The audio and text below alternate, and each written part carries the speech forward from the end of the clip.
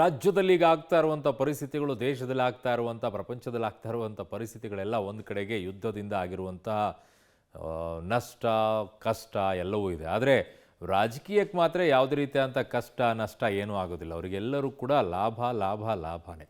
So ಹಾಗಾಗಿ ಈಗ ದಾವಣಗೆರೆಯ ದಕ್ಷಿಣ ಕ್ಷೇತ್ರ ಹಾಗೂ ಬಾಗಲಕೋಟೆಯ ಕ್ಷೇತ್ರದ ಉಪಚುನಾವಣೆಯ ಕಣಗಳು ಏನಾಗಿದೆ? ಶಾಸಕ ಪ್ರದೀಪ್ ಈಶ್ವರ್ ಅವರು ಇವತ್ತು ದಾವಣಗೆರೆ ದಕ್ಷಿಣ ಕ್ಷೇತ್ರಕ್ಕೆ ಹೋಗಿದ್ರು. ಏನಾಯ್ತಲ್ಲಿ ಇವತ್ತು? ಯಾಕೆ ಪೊರಕೆ ಹಿಡ್ಕೊಂಡಿದ್ರು? ಯಾಕೆ ಕೈಯಲ್ಲಿ ಚಪ್ಪಲಿ ಹಿಡ್ಕೊಂಡಿದ್ರು? ಏನಿದು ಕಥೆ? ಸ್ಟೋರಿ ನೋಡಿ. ದಾವಣಗೆರೆಯಲ್ಲಿ ರಂಗೇರಿದ ಬೈ ಎಲೆಕ್ಷನ್ ಕಣ.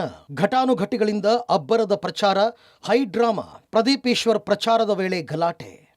ಪ್ರದೀಪ್ ಈಶ್ವರ್ ಆಡಿದ ಆ ಒಂದು ಮಾತು, ಬಿಜೆಪಿ ಮುಖಂಡನ ಹಾಗೂ ಮಾಜಿ ಮೇಯರ್ ಅಜಯ್ ಕುಮಾರ್ ಹಾಕಿದ ಆ ಒಂದು ಸವಾಲು ಇಂದು ದಾವಣಗೆರೆ ಪ್ರಚಾರದ ಕಣವನ್ನು ಅಕ್ಷರಶಃ ರಣರಂಗ ಮಾಡಿ ಹಾಕಿತ್ತು.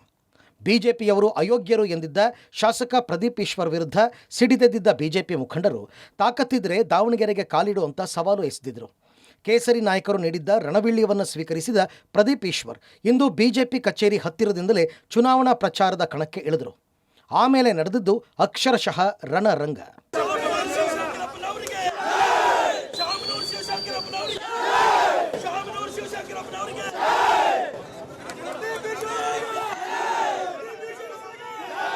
ಬಿಜೆಪಿ ಸವಾಲು ಸ್ವೀಕರಿಸಿದ ಶಾಸಕ ಪ್ರದೀಪ್ನತ್ತ ಚಪ್ಪಲಿ ತೋರಿಸಿದ ಬಿಜೆಪಿಗರು. ಯಾವಾಗ ಬಿಜೆಪಿ ಮುಖಂಡ ಅಜಯ್ ಕುಮಾರ್ ಗಂಡಸಾಗಿದ್ರೆ, ತಾಕತ್ತಿದ್ರೆ ದಾವಣಗೆರೆಗೆ ಕಾಲಿಟ್ಟು ನೋಡುವಂಥ ಸವಾಲು ಹಾಕಿದ್ರು, ಶಾಸಕ ಪ್ರದೀಪ್ ಈಶ್ವರ್ ಇಂದು ದಾವಣಗೆರೆಗೆ ಆಗಮಿಸಿ ಬಿಜೆಪಿ ಕಚೇರಿ ಇರುವ ಕೆಬಿ ಬಡಾವಣೆಯಲ್ಲಿರುವ ರಾಘವೇಂದ್ರ ಸ್ವಾಮಿ ಮಠದಲ್ಲಿ ಪೂಜೆ ಸಲ್ಲಿಸಿ ಪ್ರಚಾರ ಆರಂಭಿಸಿದರು. ಪ್ರದೀಪ್ ಬರ್ತಾ ಇದ್ದಂತೆ ಬಿಜೆಪಿ ಕಚೇರಿ ಬಳಿ ಜಮಾಯಿಸಿದ ಕಾರ್ಯಕರ್ತರನ್ನು ಕಂಡು ಪೊಲೀಸ್ ಬಿಗಿ ಭದ್ರತೆ ಒದಗಿಸಲಾಯಿತು. ಅರೆಸೇನಾ ತುಕಡಿಯೂ ಕೂಡ ಸ್ಥಳಕ್ಕೆ ಬಂದಿತ್ತು. ಯಾವಾಗ ಪ್ರದೀಪ್ ಈಶ್ವರ್ ಕಾರಿನ ಮೇಲೆ ನಿಂತು ಕಾಂಗ್ರೆಸ್ ಬಾವುಟ ಹಾರಿಸುತ್ತಾ ಪ್ರಚಾರಕ್ಕೆ ಹೊರಟರು, ಶುರುವಾಯಿತು ನೋಡಿ ಹೈ ಡ್ರಾಮಾ. ಪ್ರದೀಪ್ ಈಶ್ವರ್ ಪ್ರಚಾರ ಶುರುವಾಗ್ತಾ ಇದ್ದಂತೆ ಬಿಜೆಪಿ ಕಾರ್ಯಕರ್ತರು ಹುಚ್ಚ ಹುಚ್ಚ ಅಂತ ಕೂಗಲು ಶುರು ಮಾಡಿದರು. ಪ್ರದೀಪ್ ಈಶ್ವರ್ನತ್ತ ಬಿಜೆಪಿ ಕಾರ್ಯಕರ್ತರು ಚಪ್ಪಲಿ ಪೊರಕೆ ತೋರಿಸಿ ಆಕ್ರೋಶ ಹೊರಹಾಕಿದರು. ಅಲ್ಲದೆ ಚಪ್ಪಲಿಯನ್ನು ಎಸೆದು ಹುಚ್ಚ ಹುಚ್ಚ ಅಂತ ಕೂಗುತ್ತಿರುವ ವೇಳೆಯೇ ಬಿಜೆಪಿ ಕಾರ್ಯಕರ್ತರತ್ತ ಪ್ರದೀಪ್ ಈಶ್ವರ್ ಸೆಡ್ಡು ಹೊಡೆಯುವ ಮೂಲಕ ಉರಿಯುವ ಬೆಂಕಿಗೆ ಮತ್ತಷ್ಟು ಉರುವಲು ಹಾಕಿದರು.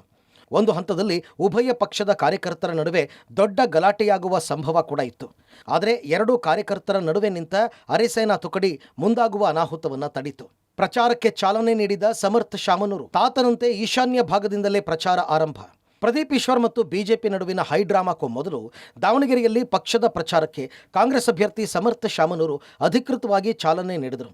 ದಾವಣಗೆರೆಯ ಆನೆಕೊಂಡದ ಬಸವೇಶ್ವರ ದೇವಸ್ಥಾನ ಹಾಗೂ ಆಂಜನೇಯ ದೇವಸ್ಥಾನದಲ್ಲಿ ಪೂಜೆ ಸಲ್ಲಿಸಿದ ಬಳಿಕ ಪ್ರಚಾರಕ್ಕೆ ಚಾಲನೆ ನೀಡಿದ ಸಮರ್ಥ ಶಾಮನೂರು ತಮ್ಮ ತಾತ ಶಾಮನೂರು ಶಿವಶಂಕರಪ್ಪನವರ ರೀತಿಯಲ್ಲೇ ದಾವಣಗೆರೆಯ ಈಶಾನ್ಯ ಮೂಲೆಯಿಂದಲೇ ಪ್ರಚಾರ ಶುರು ಮಾಡಿದರು. ಇನ್ನು ಬಂಡಾಯವೆದ್ದಿದ್ದ ಸಾದಿಕ್ ಪೈಲ್ವಾನ್ ಬಗ್ಗೆ ಮಾತನಾಡಿದ ಸಮರ್ಥ, ನಮ್ಮ ದೊಡ್ಡಪ್ಪನ ರೀತಿ ನಮ್ಮ ಜೊತೆ ಇರ್ತಾರೆ ಅಂತ ಗೊತ್ತಿತ್ತು, ಈಗ ನಮ್ಮನ್ನ ಗೆಲ್ಲಿಸುವ ನಿಟ್ಟಿನಲ್ಲಿ ಕೆಲಸ ಮಾಡ್ತಾ ಇದ್ದಾರೆ ಅಂತ ಹೇಳಿದರು.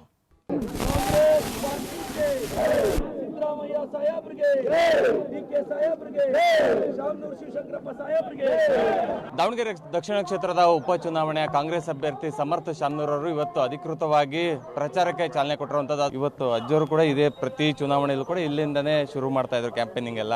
ಇವಾಗ ನೀವು ಶುರು ಮಾಡ್ತೀರಿ? ಹ್ಞೂ ರೀ, ಈಶಾನ ಮೂಲಿ ಶ್ರೇಷ್ಠ, ಅದಕ್ಕೆ ಈಶಾನ ಮೂಲಿಯಿಂದ ಶುರು ಮಾಡ್ತೀವಿ. ನಮ್ಮ ಬಸವಣ್ಣನ ಆಶೀರ್ವಾದ ತಗೊಂಡು. ಅಂದರೆ ಹೇಗಿದೆ ಸರ್ ಕ್ಷೇತ್ರದಲ್ಲಿ ಜನರ ರೆಸ್ಪಾನ್ಸ್? ಯಾಕಂತ ಹೇಳಿದ್ರೆ ಸಾಕಷ್ಟು ಬಂಡಾಯ ಇತ್ತು, ಆದರೂ ಕೂಡ ಅದ್ರ ನಡುವೆ ನೀವು ಒಂದು ವಿಶ್ವಾಸ ಇತ್ತು, ಎಲ್ಲರೂ ಕೂಡ ಒಂದಾಗ್ತೀವಿ ಅನ್ನುವಂಥ ವಿಶ್ವಾಸ ಇತ್ತು. ಹ್ಞೂ ರೀ, ಯಾಕಂದರೆ ಇದು ಅದಕ್ಕೆ ನಾವು ದೇವರಿಗೆ ಬೇಡ್ಕೊಳ್ಳೋದು, ಅದಕ್ಕೆ ದೇವ್ರ ಮನೇಲಿ ನಂಬಿಕೆ ಇಟ್ಕೊಳ್ಳೋದು. ಯಾಕಂದರೆ ದೇವರು ನಾವು ಏನಾರ ಒಳ್ಳೆ ಕೆಲಸ ಮುಂದೆ ಮಾಡೋಕ್ಕೆ ಹೋದರೆ ಅವ್ರು ಎಲ್ಲದೂ ಬಗೆಹರಿಸ್ಕೊಡ್ತಾರೆ ರೀ ದೇವ್ರ ನಮಗೆ. ಇವಾಗ ಇದು ಸಾದಿಕ್ ಪೈಲ್ವಾನ್ ಅವರು ಕೂಡ ಹೇಳಿದ್ರೆ, ಒಂದು ನಮ್ಮ ಮಾವರವರು ಪ್ರತಿದಿನ ಸಿಗ್ತಾ ಇದ್ರು, ನಾವು ಮಿಲ್ಗೆ ಹೋಗ್ಬೇಕಾರೆ ಅಂಗಡಿಗೆ ಹೋಗ್ಬೇಕಾರೆ ಸಿಗ್ತಾ ಇದ್ರು, ನಮ್ಮ ಜೊತೆ ಬಂದೇ ಬರ್ತಾರೆ ಅಂತ ಹೇಳಿದ್ರು. ಅವರು ಕೂಡ ಹೇಳಿದ್ರು, ನಾನು ಹೆಗಲಿ ಕೊಟ್ಟು ಭುಜ ಕೊಟ್ಟು ನಾನು ಅವ್ರನ್ನ ಗೆಲ್ಸೋಂಥ ಕೆಲಸ ಮಾಡ್ತೀನಿ ಅಂತ ಹೇಳಿದರು. ಹ್ಞೂ ರೀ ಸರ್, ನಾನು ಫಸ್ಟಿಂದಾನೇ ಅದೇ ಹೇಳಿದ್ದೆ ನಿಮ್ಮೆಲ್ಲರಿಗೂ. ಆಮೇಲೆ ನನಗಿಂತ ಅವರು ತಮ್ಮರೇ ಇದ್ದಾರೆ ಇಲ್ಲಿ ನನ್ನ ಜೊತೆ. ಆಮೇಲೆ ಸಾದಿಕ್ ಪೈಲ್ವಾನ್ ಅವರು ಸಿಗ್ತಾರೆ ಭಾಳ, ನನಗೆ ಭಾಳ ಸಂತೋಷ ಆಯಿತು. ನಾನು ಅನ್ನಲ್ರಿ ಸರ್, ನಮ್ಮ ಪಕ್ಷನಲ್ಲಿ ಭಾಳ ಒಗ್ಗಟ್ಟೈತ್ರಿ ಸರ್.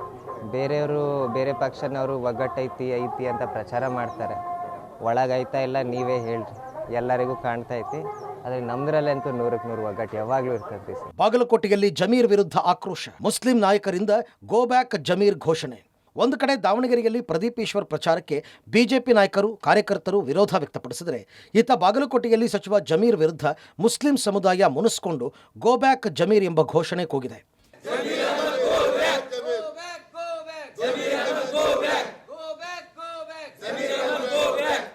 ಚುನಾವಣೆ ಅಂದ ಮೇಲೆ ಆಯಾ ಸಮುದಾಯದ ಮತಗಳನ್ನು ಸೆಳೆಯಲು ಆಯಾ ಸಮುದಾಯದ ಪ್ರಭಾವಿ ನಾಯಕರನ್ನು ಕರೆಸಿ ಪ್ರಚಾರ ಮಾಡಿಸುವುದು ವಾಡಿಕೆ.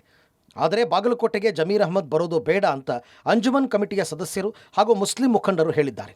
ಅಂಜುಮನ್ ಕಮಿಟಿಯ ನೂತನ ಪದಾಧಿಕಾರಿಗಳಿಗೆ ಅನುಮೋದನೆ ನೀಡಲು ಸತಾಯಿಸಿದ ಕಾರಣ ಮುಸ್ಲಿಂ ನಾಯಕರು ಜಮೀರ್ ವಿರುದ್ಧ ಸಿಡಿದೆದ್ದಿದ್ದಾರೆ. ಉಮೇಶ್ ಮೇಟಿ ಪರ ನಾವು ಪ್ರಚಾರ ಮಾಡ್ತೀವಿ, ಆದರೆ ಜಮೀರ್ ಅಹ್ಮದ್ ಇಲ್ಲಿಗೆ ಬರೋದು ಬೇಡ. ಒಂದು ವೇಳೆ ಬಂದಿದ್ದೇ ಆದಲ್ಲಿ ಕಾಂಗ್ರೆಸ್ ಅಭ್ಯರ್ಥಿಗೆ ಚುನಾವಣೆಯಲ್ಲಿ ದೊಡ್ಡ ಹೊಡೆತ ಬೀಳುತ್ತೆ ಅಂತ ಹೇಳಿದ್ದಾರೆ. ನಾವು ಇತಿಹಾಸದಲ್ಲಿ ಬಾಗಲಕೋಟೆಯ ಮುಸಲ್ಮಾನರು ಕಾಂಗ್ರೆಸ್ ಪಕ್ಷವನ್ನು ಬೆಂಬಲಿಸ್ತೀವಿ, ಈಗಲೂ ಬೆಂಬಲಿಸ್ತೀವಿ. ಮೇಟಿ ಸಾಹೇಬರ ಸುಪುತ್ರರನ್ನ ಈ ಹೆಚ್ಚಿನ ಮತಗಳಿಂದ ಆರಿಸಿ ತರುವಂಥ ಕೆಲಸವನ್ನು ಮಾಡ್ತೀವಿ.